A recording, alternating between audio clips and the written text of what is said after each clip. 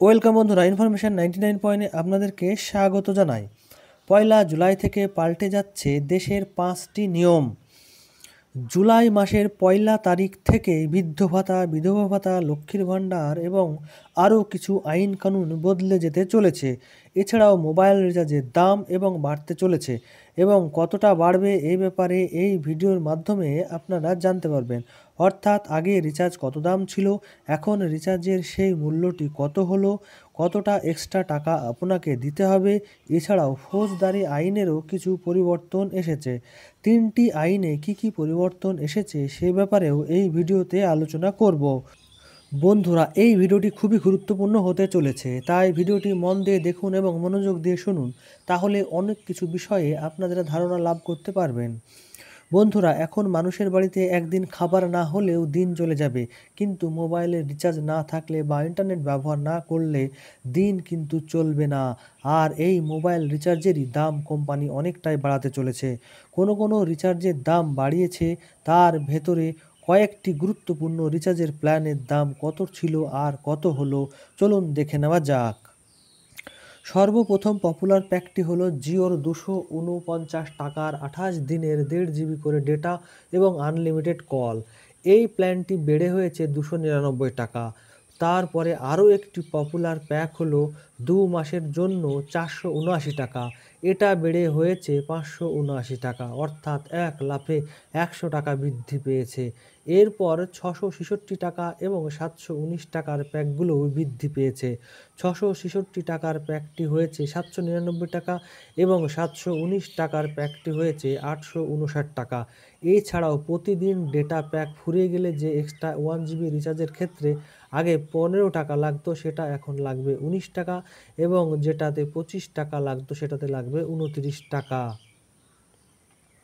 এবার আসা যাক এয়ারটেল রিচার্জের প্ল্যানের ব্যাপারে। 179 টাকার রিচার্জটা যেটা ছিল সেটা হয়েছে 199 টাকা এবং 265 টাকারটি হয়েছে 299 টাকা। 399 টাকারটা হয়েছে 449 টাকা। এছাড়াও 719 টাকারটা হয়েছে 859 টাকা। তো বন্ধুরা, এই রিচার্জ প্ল্যানের যে পিডিএফ সেটি ভিডিওর ডান সাইডে আপনারা দেখতে পাচ্ছেন। এখানে আপনারা আরও যে প্ল্যানগুলো আছে সে ব্যাপারেও আপনারা একটু ভিডিওটি জুম করে আপনারা দেখতে পারবেন। এবার আসা যাক ফৌজদারি আইন যে পরিবর্তন হয়েছে সে ব্যাপারে। নতুন আইনে 18 বছরের কম বয়সী মেয়েদের ধর্ষণের অপরাধে সাজা হিসেবে মৃত্যুদণ্ড বা আজীবন কারাদণ্ড হতে পারে। এছাড়াও গণধর্ষণের ক্ষেত্রে 20 বছর থেকে আজীবন জেলের সাজার কথাও বলা হয়েছে। এছাড়াও মহিলাদের মোবাইল বা গলার হার ছিনতাইয়ের ব্যাপারে এসেছে নতুন আইন। যৌন হিংসার মামলার ক্ষেত্রে নির্যাতিত মহিলার বয়ান তারই বাড়িতে একজন মহিলা ম্যাজিস্ট্রেটের সামনে নথিবদ্ধ করতে হবে। এর আগে যেটা আপনাকে কোর্টে গিয়ে বা আপনাকে কোনো থানায় গিয়ে বয়ান দিতে হতো, এখন আর সেটা করতে হবে না। এখন একজন মহিলা ম্যাজিস্ট্রেটের সামনেই নথিবদ্ধ করার কথাও জানানো হয়েছে ভারতীয় ন্যায় সংহিতায়। চাকরির প্রতিশ্রুতি দিয়ে মহিলাদের সঙ্গে যৌন সম্পর্কের অপরাধে 10 বছরের কারাদণ্ডও হতে পারে।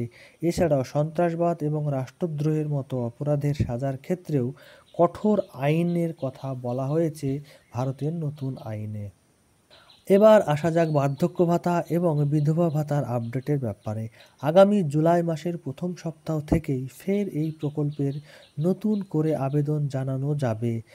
যেসব মহিলারা এখনও পর্যন্ত লক্ষ্মীর ভাণ্ডারের টাকা পাননি, তারা এবার দুয়ারে সরকারের ক্যাম্পে গিয়ে আবেদন জানাতে পারবেন এই প্রকল্পে। অর্থাৎ আবার দুয়ারে ক্যাম্প প্রকল্প চালু হতে চলেছে। এই প্রকল্পে যারা সরকারি বিভিন্ন প্রকল্পে আবেদন করতে পারেননি, তারা এখানে আবেদন করতে পারবেন।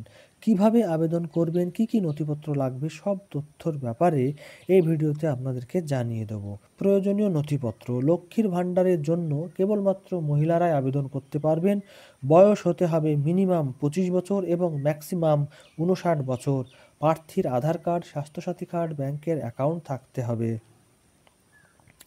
এবার আসা যাক বার্ধক্য ভাতা এবং বিধবা ভাতা প্রকল্পের আপডেট নিয়ে। আমি এই চ্যানেলের এর আগেই ভিডিওর মাধ্যমে আপনাদেরকে জানিয়েছিলাম যে নতুন করে 50,000 বিধবা ভাতা, বার্ধক্য ভাতার অ্যাপ্লিকেশান পড়েছে। এই 50,000 বার্ধক্য ভাতার আর কাজ প্রায় শেষের দিকে এবং পেমেন্টের কাজও খুব তাড়াতাড়ি শুরু হয়ে যাবে এবং জুলাই মাসে কিছু কিছু অ্যাকাউন্টে পেমেন্টও হয়ে গেছে। এছাড়া বার্ধক্য ভাতা এবং বিধবা ভাতার ক্ষেত্রে অনেকেই অনেক মাস ধরে ভাতার টাকা আপনাদের অ্যাকাউন্টে পাননি, তাদের টাকাও ঢুকে যাবে এবং অনেকেরই ঢুকে গেছে ১ মাসের টাকা। তাদের ভুলগুলো সংশোধন করে তাদের টাকা তাদের অ্যাকাউন্টে ঢোকানো হয়েছে। ভুল সংশোধনের জন্য যারা আবেদন করেছিলেন তাদের ফর্মটি গ্রহণ করে তাদের সংশোধন করে দিয়ে তাদের টাকাও অ্যাকাউন্টে চলে যাবে। এই বার্ধক্য ভাতার টাকা এই মাসের ৪ তারিখে ঢুকে গেছে। আগামী দিনে আশা করা যায় যাদের এই সমস্যা আছে সেগুলো মিটে যাবে। তো বন্ধুরা, এই ছিল আজকের আপডেট। ভিডিওটি ভালো লাগলে একটি লাইক এবং চ্যানেলটি সাবস্ক্রাইব করার অনুরোধ রইল। ধন্যবাদ, ভালো থাকবেন, সুস্থ থাকবেন।